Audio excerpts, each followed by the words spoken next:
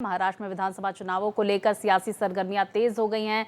नामांकन समाप्त होने के बाद अब महायुति और महाविकास अघाड़ी के घटक दलों के पसीने छूट रहे हैं। अब सवाल उठता है कि क्या बागी बिगाड़ेंगे सियासी गेम। विधानसभा चुनाव के लिए पार्टी के पदाधिकारियों और उम्मीदवारों साथ ही बागियों ने नामांकन दाखिल किए जाने के बाद अब सत्तारूढ़ महायुति और विपक्षी महाविकास अघाड़ी के वरिष्ठ नेताओं ने बागियों को मनाने की कवायद तेज कर दी है। 2 दिनों में हुई कई बैठकों में करीब 1 दर्जन सीटों पर विवादों को सुलझाने का प्रयास किया गया। राज्य की 288 सीटों में से 1/3 यानी कि 96 सीटों पर महायुति और एमवीए के 6 प्रमुख घटक दलों से बागी उभरकर सामने आए हैं। दोनों खेमों में कम से कम 6 सीटें ऐसी हैं जहां एक ही गठबंधन की 2 पार्टियों ने नामांकन दाखिल किए हैं। तो महागठबंधन के घटक दल अब इन निर्वाचन क्षेत्रों में विवादों को सुलझाने के लिए अपने बीच तय सीट शेयरिंग के फॉर्मूले पर फिर से विचार विमर्श कर रहे हैं। तो देखिए, लगातार अब रूठों को मनाने का प्रयास जारी है। विस्तार से जानकारी के साथ मेरे सहयोगी अभिषेक हमारे साथ जुड़ गए हैं। अभिषेक, महाराष्ट्र की राजनीति में क्या बदलाव देख रहे हैं आप? किस तरह से रूठों को मनाने का काम जारी है?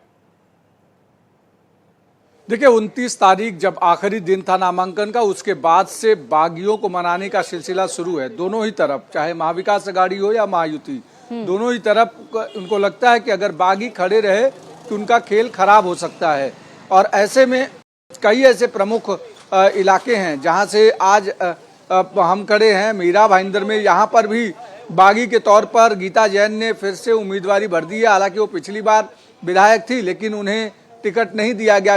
बीजेपी ने नरेंद्र मेहता को यहाँ से उम्मीदवार बनाया, जिसके बाद गीता जैन नाराज होकर के उन्होंने अपना नामांकन भर दिया। इसी तरीके की कुछ स्थिति बोरीवली में भी दिख रही है। गोपाल शेट्टी सांसद रह चुके थे, उस समय पीयूष गोयल को वहां लाया गया और पीयूष गोयल को सांसद बनाया गया। गोपाल शेट्टी को आश्वासन दिया गया, फिर वहां संजय उपाध्याय को उम्मीदवारी दे दी गई, जिसके बाद वहां पर नाराज होकर गोपाल शेट्टी ने नामांकन भर दिया। इसी तरीके से पूरे महाराष्ट्र भर का सिनेरियो है। करीब सभी पार्टियों में करीब 40-40, 50-50 ऐसे बागी हैं जो खुले तौर पर या तो निर्दलीय उम्मीदवार बन चुके हैं या फिर कहीं ना कहीं दूसरी पार्टी का समर्थन करते नजर आ रहे हैं। ऐसे में बागी अगर बगावत पे बने रहे तो खेल खराब हो सकता है। ये महायुति और महाविकास अघाड़ी दोनों को पता है।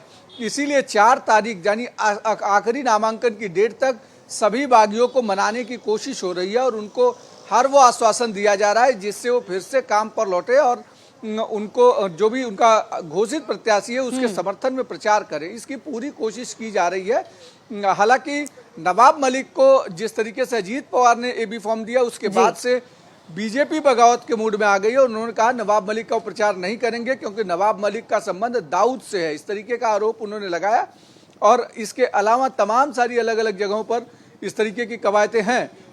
अगर महाविकास अघाड़ी में बात करें तो वहां पर समाजवादी पार्टी ने 5 उम्मीदवार घोषित कर दिए और 5 उम्मीदवारों के सामने 3 उम्मीदवार महाविकास अघाड़ी के दूसरी पार्टियों ने घोषित कर दिए। बिल्कुल अभिषेक, देखिए, एक तो पहले 2 एनसीपी हो गई है, 2 शिवसेना हो गई है, ये बड़ा कंफ्यूजन। दूसरी तरफ जो बागी हैं उनके इस तरह के तीखे तेवर जिस तरह से देखने को मिल रहे हैं। महाराष्ट्र की कौन कौन सी सीट पर इसका ज्यादा असर देखने को मिल सकता है? दूसरी तरफ ये भी समझने की कोशिश करेंगे कि महायुति में हो या फिर महाविकास अघाड़ी में बागियों को मनाने की जिम्मेदारी किसे किसे दी गई है पार्टियों में?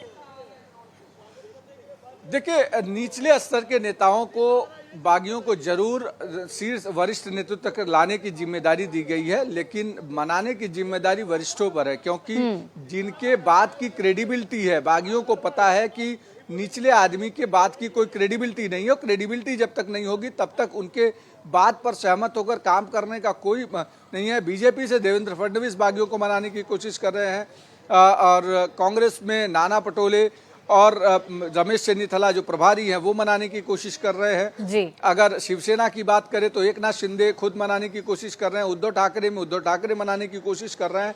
एनसीपी में अजीत पवार और शरद पवार मनाने की कोशिश कर रहे हैं। अलग अलग जो पार्टियां हैं उनकी तो शीर्ष नेतृत्व लगातार उनसे संपर्क कर रहा है, उनको मनाने की कोशिश कर रहा है। बिल्कुल अभिषेक, और यही वजह है कि देखिए डैमेज कंट्रोल करना मौजूदा स्थिति को देखते हुए बेहद महत्वपूर्ण है। बहुत शुक्रिया आपका अभिषेक जानकारियों के लिए।